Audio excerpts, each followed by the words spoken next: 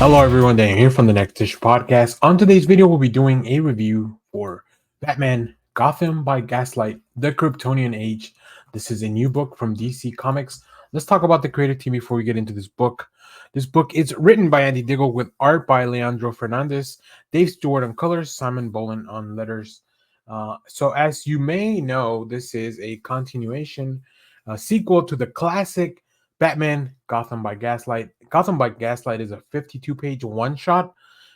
You can go check that out. It's actually very good. It not only led to the creation of this, but it's also been turned into an animated film. And it really goes back and creates its own little Elseworld, which is really, really fun. In this issue, though, the new era of Elseworlds kicks off with the return of its crown jewel, the mysterious and gothic world originated by Brian Augustine and Mike Mignola. When a mysterious meteor falls on the wide open plains of the Midwest, it will unleash a chain of events that find Gotham's bizarre Batman contending with not just the twin threat of Catwoman and a mysterious international assassin, but also the emergence of a superhuman being beyond all comprehension. The sequel series expands on the 19th century DC universe beyond the confines of Gotham City, showcasing bold new visions of once familiar heroes. Do not miss it. So yeah, this is the fun part about this Elseworlds is that you take existing concepts like Superman in this case, and you give them a twist. You put them in a different world. In this case, a 19th century, very steampunk aesthetic type of Gotham, very much a dark and noir world, which is really really fun. It's very interesting. I really love Gotham by Gaslight, and I think following up on that world is uh, a really good way to continue that tradition. This issue itself, we see, like I said, a lot of familiar tropes, a lot of familiar stories. I think Diggle slowly introduces a lot of the aspects of the worlds that we're going to explore, which is really fun. But, I think if you're a long-time DC reader, you'll figure out who's coming into the fold, what's happening into play. And then also, if you're not, this is just a new blank slate for you to kind of lean into. So, yeah, I really like this first issue. There's a lot of setup, so it is a little bit paced more as a welcoming, as opposed this book does not assume that you have read Gotham by Gaslight, which I think is great, right? It's always good to welcome in new readers like that.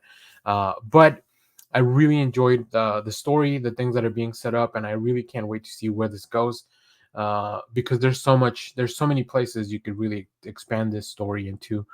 I think a fun part, Leandro Fernandez, that making sure that all these character designs, specifically the Batman that was made by really a classic design by Mike Mignola, bringing that and approaching that in the same way, and giving new characters that we hadn't seen that are part of this world a very similar aesthetic while still keeping an individualistic style. I think that really works. Um, the pacing really works well for the panel. So let's go take a look at some of the preview art here. These are the first 3 pages, and we're here in Kansas tribal territory. So of course everything's a little bit different, or how it used to be in the 1800s. But like I said, you'll recognize this as Martha Kent and Jonathan Kent, and they see a meteor falling to the sky from the sky. And then you see the old familiar trope, right? But there's a twist, right? The Kansa tribe is looking on them. They are aware of what's going on here. So we don't know that the story will eventually go where we are used to. There's also a really fun heist aspect to this, because of course, Catwoman is involved with this.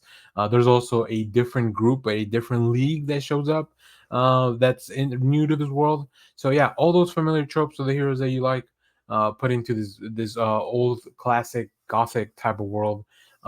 It makes for a really fun comic, and I really really enjoyed it. So, and of course, one of the things is that when you do stuff like this, you get to see just really cool variant covers, because I mean, the artist can go back and they can emulate and they can expand on stuff they like to do. So if you have read this book, let me know what you thought about it down in the comments. As always, thank you for watching, everyone. Remember to share, like, subscribe, hit the bell so you know when we go live. That is most Saturdays, 10 a.m. Central Standard Time. Stay tuned. We have more comic reviews, trailer reactions, TV recaps, all that fun stuff here in the channel. Thanks for watching, everyone. Bye-bye.